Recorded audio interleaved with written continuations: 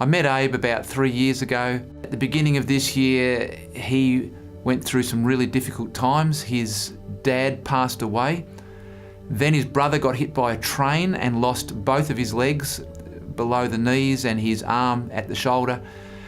And his mother was writhing on the floor in agony with gallstones. She doesn't speak English.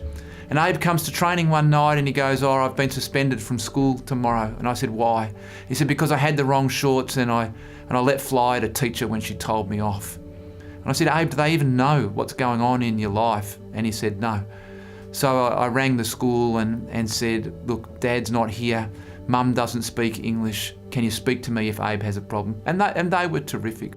If Dave wasn't there, I don't know what I would have done. I'll be struggling right now. And now Dave got me a job with a friend of mine, Steve. And yeah, that has really helped me.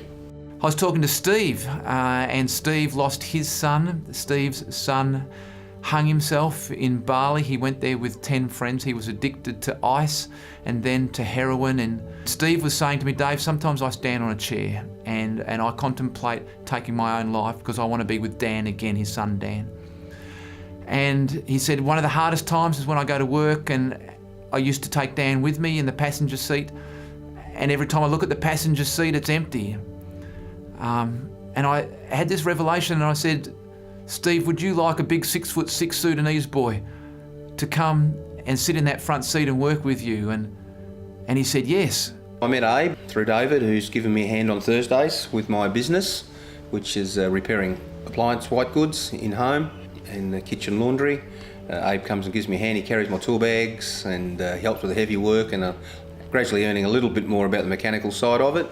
But he enjoys meeting me every Thursday. We pick him up about 8.